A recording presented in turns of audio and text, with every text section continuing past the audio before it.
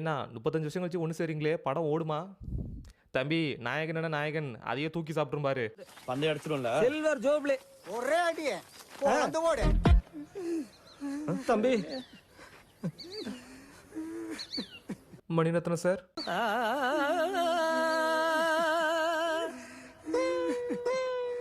என்னமோ silver jubilee ஒரே அடியில் நொட்டிடும்னா நொட்டிட்டு போயிடுச்சு தம்பி. சுமார் ஒரு 1987ல் நாயகன் ஒரு படம் வந்துச்சு. தமிழ் சினிமாலே ஒரு முக்கியமான படம் அப்படின்னு மட்டும் இல்லாமல் கேங்ஸ்டர் படங்கள்லே கல்ட்டு கிளாசிக்னா அது நாயகன் தான். இப்போ 35 வருஷம் கழிச்சு திரும்பவும் ஆண்டவர் மணிரத்னம் இவங்க காம்போல தக் லைஃப் அப்படின்னு ஒரு படம் வரப்போகுது அப்படின்னோடனே இந்த படத்து மேல ஒரு பெரிய எதிர்பார்ப்பு இருந்துச்சு. ஆனா படத்தை போய் தியேட்டர்ல பார்த்தோம் அப்படின்னா வலிக்குதே அம்மா, இந்த நாயை நம்பாதீங்க, ஃபர்ஸ்ட் லுக் நல்லா இருக்கு, டெய்லர் நல்லா இருக்குன்னு கூப்பிட்டு வந்தானே, நான் தான் சொன்னனே நல்லா இருக்காது, என்ன நம்புறியாடா எல்லாரையும் கூப்பிட்டு வந்து இப்படி பண்ணிட்டானே. இப்போ உண்மையிலும் தக் லைஃப் எப்படி இருக்கு அப்படிங்கிறத இந்த வீடியோல டீட்டெயில்டா பார்ப்போம். ஃபர்ஸ்ட் இந்த படத்தோட கதையை பற்றி பார்த்தோன்னா, கதை ரங்கராய சக்திவேல் அப்படின்னு சொல்லிட்டு ஒரு பெரிய கேங்ஸ்டர். அவர் என்ன பண்ணுறாரு ஏது பண்ணுறாரு அப்பெல்லாம் கேட்கக்கூடாது, ஆனால் அவரை பார்த்தா எல்லாருமே பயப்படுறாங்க. அச்சிச்சோ அவரா பயங்கரமானவராச்சே, அவரெல்லாம் கொஞ்சம் ஜாக்கிரதையா இருங்கப்பா. இப்போ ரங்கராய சக்திவேலோட வளர்ப்பு மகன் தான் நம்ம அமரன். அமரனை சின்ன வயசுல ஒரு டெல்லி ஷூட் அவுட்ல ரங்கராய சக்திவேல் தூக்கிட்டு வராரு. அப்போ அமரன் என்ன சொல்றான்னா, எனக்கு சந்திரான்னு ஒரு தங்கச்சி இருக்கா, அவளை எனக்கு கண்டுபிடிச்சு கொடுங்க அப்படின்னு அவன் கேட்க, ரங்கராய சக்திவேலும் கண்டிப்பாக சந்திராவை உன்கிட்ட கொண்டு வந்து சேர்ப்பேன் அப்படின்னு அவனுக்கு ப்ராமிஸ் பண்ணுறாரு.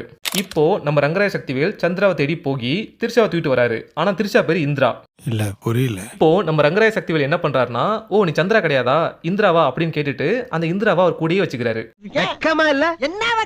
இப்போ இந்த படம் ஆரம்பிச்சு கொஞ்ச நேரத்திலேயே நம்ம ரங்கராய சக்திவேல் ஜெயிலுக்கு போயிடாருங்க. ஜெயிலேருந்து ரிலீஸ் ஆன உடனே தான் குடும்பத்தை கூட பார்க்க போலியே வண்டியை ஸ்ட்ரைட்டா இந்திரா வீட்டுக்கு விட்டுறாரு. நீ எல்லாம் ஒரு மனுஷன். இப்போ ஒரு பாயிண்ட்ல நம்ம ரங்கராய சக்திவேலை அவங்க கூட இருக்கவங்களே கொலை பண்ணிடுறாங்க, நம்ம அமரன் உட்பட. இப்போ இதுக்கப்புறம் அமரன் வந்து ரங்கராய சக்திவேலா மாறிட்டான். இவன் மாறினது ரங்கராய சக்திவேலோட அந்த இடத்த பிடிக்கதான் அப்படின்னு நினைச்சு பார்த்தா அதுதான் கிடையாது. இவன் மாறினது திரிஷாவை தூக்குறதுக்கு.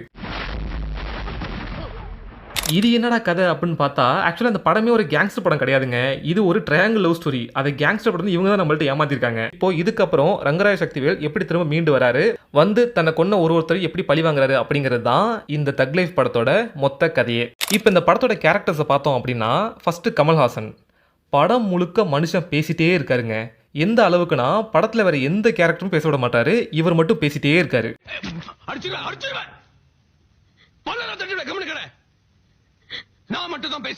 அடுத்து சிம்பு. அமரன்கிற கேரக்டரை இவர் என்னதான் ஜஸ்டிஃபை பண்ணாலும் அந்த கேரக்டரும் அவ்வளோ ஸ்ட்ராங்கான கேரக்டர்லாம் கிடையாதுங்க. இவரும் 10 தலை ஆடியோ லான்ச்ல இருந்து நான் திரும்ப வந்துட்டேன்னு சொல்லிட்டே தான் இருக்காரு. ஆனா 3 வருஷமா பில்டப் தான் கொடுக்குறாரு, உன்னத்தையும் உடைக்க மாட்டேங்கிறாரு. அடுத்து திரிஷா. கௌதம் வாசுதேவ் மேனன் மாதிரி திரிஷாவுக்கும் இந்த கடன் இருக்கான்னு தெரியல. ஏன்னா அவங்க கேரக்டர் என்னன்னு கேட்காமலே கமிட் ஆடுவாங்க போல இருக்கு.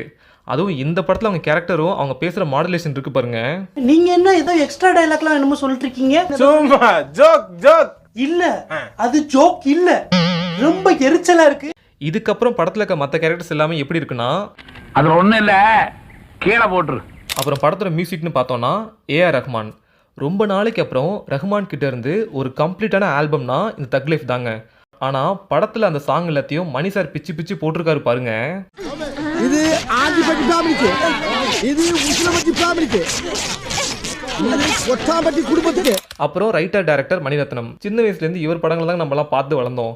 ஆனால் அப்படி இருக்க ஒருத்தர், நம்ம லெஜண்ட் ஸ்டேட்டஸில் வச்சிருக்க ஒருத்தர் இப்படி ஒரு படம் கொடுப்பாரு அப்படின்னு கொஞ்சம் கூட நினச்சி பார்க்கலங்க. முதுகுல குத்திட்டு இல்ல முதுகுல குத்திட்டு. மணிரத்னம் வந்து கமல் அப்ரோச் பண்ணும்போது அவர்கிட்ட பெருசாக ஸ்டோரி இல்லை அப்படின்னு சொன்னார். அப்போது கமல் தான் வந்து அமர்ஹை அப்படின்னு சொல்லிட்டு கதையை கொடுத்தேன், அந்த கதையிலேருந்து உருவானது தான் தக் லைஃப் அப்படின்னு சொன்னார். எனக்கு என்ன புரியலனா, கதை இல்லைனா விட்டுருக்க வேண்டியதானே, அதை விட்டுட்டு இவங்க எதுக்கு விவேகத்தை ரீமேக் பண்ணி வச்சிருக்காங்கன்னு தான் புரியல. என்னங்க எனக்கு ஒண்ணுமே புரியல. அதுதானப்பா எனக்கும் புரியல. இந்த படத்துல எல்லாத்தையும் மன்னிச்சிருவாங்க. ஆனால் இந்த படத்தில் இல்லீகல் அஃபேருக்கு மணிரத்னம் ஒரு எக்ஸ்பிளேஷன் கொடுத்துருப்பாரு பாருங்க.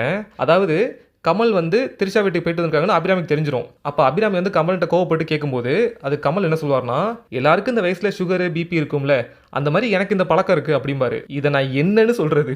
அப்பலேருந்து பாத்துக்கிறீங்க, பொம்பளை வெறி புடிச்சு போயிட்டு நீங்க பொழந்துரும் பாத்துக்க. இப்போ ஓவரால் இந்த படம் எப்போ இருக்கு அப்படின்னு கேட்டீங்கன்னா, ரொம்ப ரொம்ப சுமாரான ஒரு ரைட்டிங், அதை விட வீக்கான ஸ்கிரீன் பிளேயோட வந்திருக்க படம் தான் இந்த தக் லைஃப்.